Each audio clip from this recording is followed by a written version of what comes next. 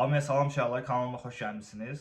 Bugünkü videonun mövzusu tradingin biraz psixoloji tərəfidir. Telegram qrupunda həmişə görürəm ki, insanlara mən ancaq tradingin psixoloji tərəfindən sual verirlər. Çünki analiz tərəfindən zaten mən demək olar həll eləmişəm. Mənim analizlərimdən, order flow'la mən çəkdiyim işləmlərlə, yəni demək olar analiz tərəfi oturub, amma psixoloji tərəfi bəzi insanlarda oturmayıb. Deməli uşaqlar, mənim psixoloji tərəfində 3 dənə qayda qanunum var. Birincisi məcburluqdur, ikincisi inanmışlıq hissi və üçüncü statistikadır. Bu üçündən biri olmadıqda insan avtomatik olaraq uğursuz olur. Amma necə olur?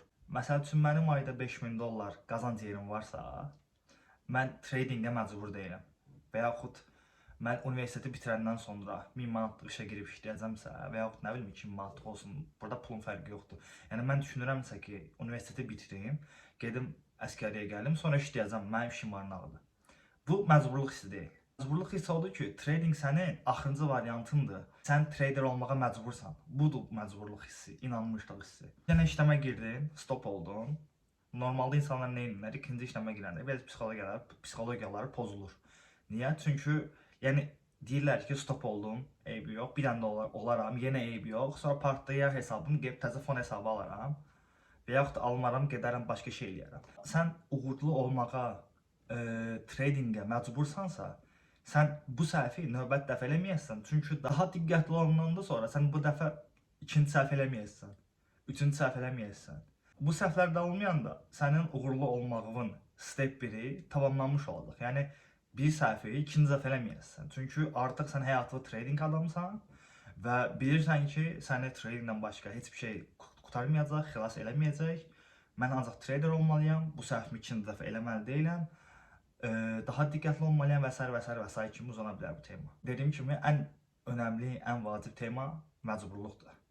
Yəni bir insan hər hansı bir mövzuya, bir sahəyə məcbur olmadan o işi öyrənənməz və o işdə potensial qazanan da ola bilməz.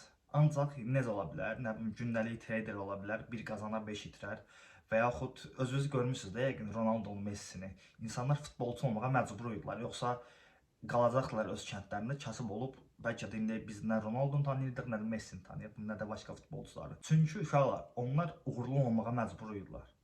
Və yaxud UFC döyüşçüləri olsun, və yaxud nə bilim tanınmış insanların çoxu sıfırdan gəlmiş insanlardır. İkinci uşaqlar inanmışlıq hissidir. Biraz psixoloji tərəfdən gəlirəm ki, statistikanı ən axıra buraxdım. Birinci məcburluq hissidir, ikinci inanmışlıq hissi, üçüncü isə statistika. Mən bir şeyə inanıram ki, həyatda, məsəl üçün mən istəyirəm ki, mənim atıram Mercedesim olsun da. Mən özümü elə aparmalıyam ki, elə bil mənim Mercedesim var.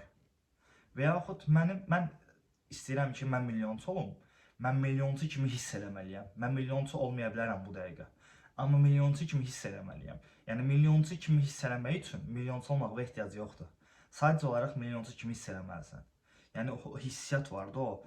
Bilmirəm, o bir şeyə o qədər inanırsan, bir şeyə o qədər istəyirsən Allahdan və yaxud nə bilim Tanrıdan olsun, dünyadan olsun, sən nəyə inanırsansa ondan. Yəni bir şeyə o qədər inanmalısan ki, o səndə olmasa da onu hiss eləməlisən və o səndə varmış kimi davranmalısan. Bu inanılmaz isti uşaqlar. Bəlkə də bunu ciddiyə almırsınız, bəlkə də bunu bilmirsiniz, amma yəni bu uğurun birbaşa açarlarından biridir. Sən məsəl üçün 5 fund belə deyilsən məsəl üçün, amma sən hiss edirsən ki, mən 100 fund edəm. Yəni inanılmaz histir və sizi uğura aparacaq mükəmməl strategiyadır da bu, yəni. İnanmışlıq hissi. Çalışın bunu özünüzdə sadəcə olaraq prova eləyin. Baxın, məsəl üçün məqsədiniz nədir? Atıram, məqsədin odur ki, dünyanın ən güclü futbolçusu olmaq. Sən özünü elə hiss eləməlisən ki, dünyanın ən güclü futbolçusu mənəm kimi. Hər hərəkətində, hər pasında, nə bilim, hər çevrəni kontrol edəndə elə qərarlar verməlisən. Çünki yəni sən o qədər üstün fikirləşirsən, o qədər güclü fikirləşirsən ki, sənin avtomatik o bir dəfəlik hərəkətlərə yansıyır. Daha sonra sənin uğursuz olma ehtimalın olmur. Dediyim kimi, məcburluq hissi, bir də inanmışlıq hissi. Bu iki his bizi uğura aparacaq. Üçüncü nə idi? Statistika. Sən deyirsən ki, mən yaxşı traderəm və analizlərim qəşəngdir, amma fon keçə bilmirəm, stop oluram da. Çünki sənin statistikan yoxdur. Sən sadəcə stop olduğun işləmlərə baxırsan və yaxud bəlkə onlara da baxmırsan. Sən düşünmürsən ki, okey, mən Nasdaqda 5-5 edirəm, amma niyə mən Avrositdə stop oluram? Niyə mən qızılda stop oluram məsəl üçün? Və yaxud mən niyə qızılda TP oluram, amma atıram məsəl üçün mən niyə Waypoint'da stop oluram? Bunun uşaqlar statistikanı çıxarmaq lazımdır. Statistikanı çıxardırsan məsəl üçün deyirsən ki, mən bu gün G40-da stop oldum. Səbəbi nədir? Məsəl üçün nəyi səhv elədim ki, Nasdaqda onu eləmirəm? Və yaxud mən bu gün qızılda stop oldum. Nəyi səhv elədim ki, mən Avrositdə bunu eləmirəm? Və yaxud mən bu gün TP oldum da. Niyə TP oldum? Yəni TP olduğun analizi belə sən statistikaya yansıtmalısan ki, mən bu gün TP oldum. Niyə? Mən bu gün stop oldum. Niyə? Mən bu gün atıram girişdə stop oldum. Niyə? Mən bu gün bu işləmə girmədim. Niyə? Bunların hamısı uşaqlar statistikanı çıxarmalısınız, statistikasını. Buna əslində tradingdə jurnal deyilir. Trading jurnalı nədir? Bu haqqda YouTube'da videom var, gəlib ona baxa bilərsiniz. Orada sizə jurnalın linkini də vermişəm. Çalışın inanmışlıq hissi. Çalışın inanmışlıq hissiniz həmişə maksimumda olsun və sizin başınıza gələcək, gəlməyəcək yaxşı və ya pis hadisələrdən asılı olmayaraq inanmışlıq hissiniz maksimum olsun. Daha sonra məcburluq hissiniz maksimumda olsun. Yəni əslində məcburluq hissi sizin özünüzdə, əlinizdə olan bir şey də deyil. Onu sizin ətrafınız da əksində kontrol edir. Çünki məcburluq hissi elə bir şeydir ki, sənin avtomatik kənardan 10.000 gələndə sən özünü məcbur hiss eləməyəsən. Sən dünyanın yaxşı traderi ola bilərsən, sıfırdan qalxanda bəlkə. Sən dünyanın yaxşı traderi ola bilərsən, sən trader olmağa 100% məcbur olanda. Bəlkə qrupda uşaqlar yazırlar ki, dərsim var, dərs oxuyuram, trade eləyə bilmirəm, nə bilim, işləyirəm, trade eləyə bilmirəm və s. Bunlar elə bir şeylərdir ki, bunları da eləməlisiniz.